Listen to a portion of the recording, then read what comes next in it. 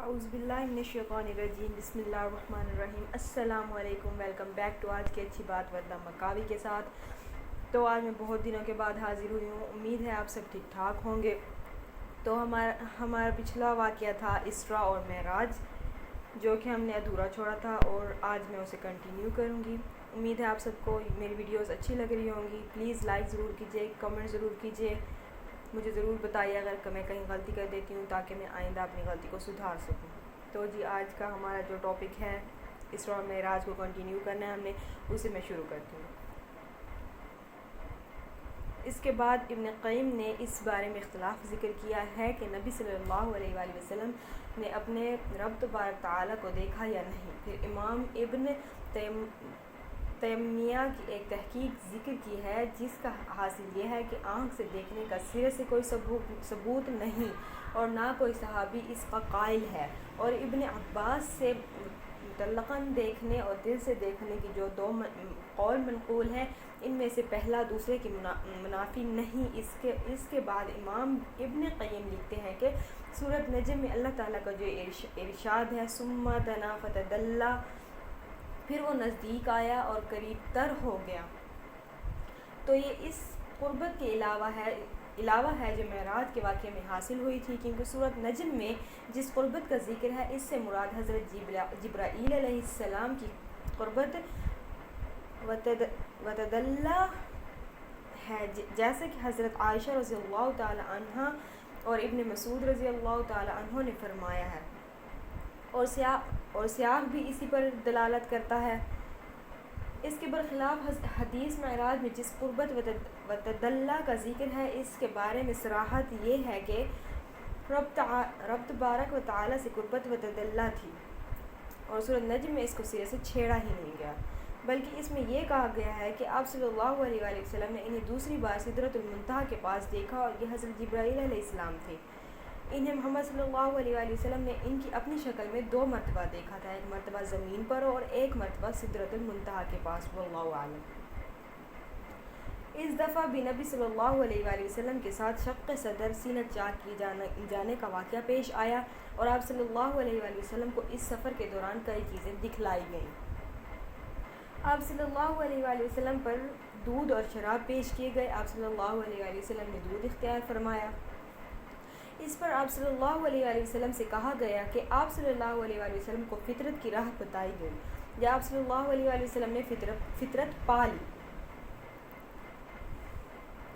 اور یاد رکھیے کہ اگر آپ صلی اللہ علیہ وآلہ وسلم نے شراب لی ہوتی تو آپ صلی اللہ علیہ وآلہ وسلم کی امت گمراہ ہو جاتی۔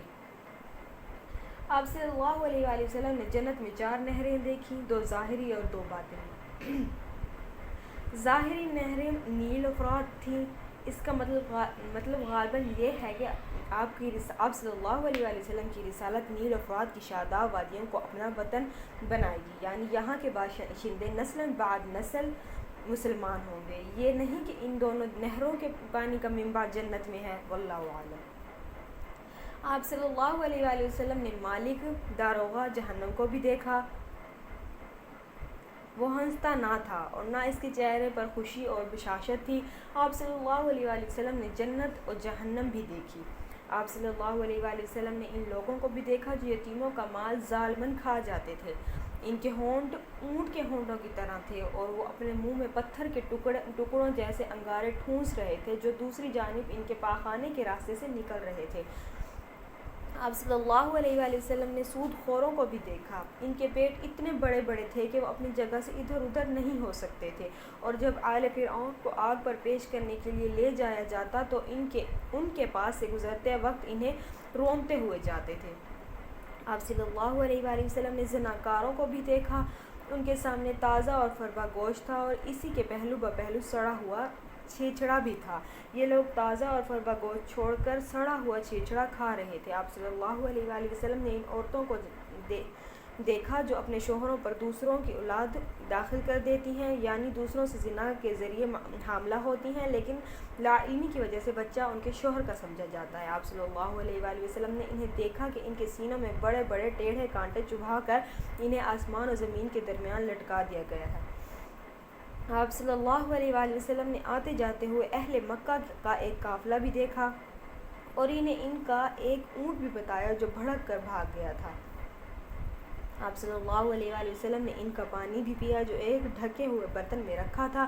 اس وقت قافلہ سو رہا تھا، پھر آپ صلی اللہ علیہ وآلہ وسلم نے اسی طرح برتن ڈھک کر چھوڑ دیا، اور یہ بات معراج کی صبح آپ صلی اللہ علیہ وآلہ وسلم کے دعویٰ کی صداقت کی ایک دلیل ثابت ہوئی۔ علامہ ابن قیم فرماتے ہیں کہ جب رسول اللہ صلی اللہ علیہ وآلہ وسلم نے صبح کی اور اپنی قوم کو ان بڑی بڑی نشانیوں کی خبر دی جو اللہ عز و جل نے آپ صلی اللہ علیہ وآلہ وسلم کو دکھائی تھی، تو قوم کی تکذیب اور اذیت و ضرر رسانی میں اور شدت آ گئی۔ انہوں نے آپ صلی اللہ علیہ وآلہ وسلم سے سوال کیا کہ بیت المقدس کی کیفیت بیان کریں۔ اس پر اللہ نے آپ صلی اللہ علیہ وآلہ وسلم کے لیے بیت المقدس کو ظاہر فرما دیا، اور وہ آپ صلی اللہ علیہ وآلہ وسلم کی نگاہوں کے سامنے آ گیا۔ چنانچہ آپ صلی اللہ علیہ وآلہ وسلم نے قوم کو اس کی نشانیاں بتلانا شروع کی، اور ان سے کسی بات کی تردید نہ پڑی۔ آپ صلی اللہ علیہ وآلہ وسلم نے جاتے اور آتے ہوئے ان کے قافلے سے ملنے کا بھی ذکر فرمایا اور بتلایا کہ اس کی آمد کا وقت کیا ہے۔ آپ صلی اللہ علیہ وآلہ وسلم نے اس اونٹ کی بھی نشاندہی کی جو قافلے کے آگے آگے آ رہا تھا۔ پھر جیسا کہ کچھ آپ صلی اللہ علیہ وآلہ وسلم نے بتایا تھا ویسا ہی ثابت ہوا، لیکن ان سب کے باوجود ان کی نفرت میں اضافہ ہی ہوا، اور ان ظالموں نے کفر کرتے ہوئے کچھ بھی ماننے سے انکار کر دیا۔ کہا جاتا ہے کہ ابو بکر صدیق رضی اللہ تعالی عنہ کو اسی موقع پر صدیق کا خطاب دیا گیا، کیونکہ آپ نے اس واقعے کی اس وقت تصدیق کی جبکہ اور لوگوں نے تکذیب کی تھی۔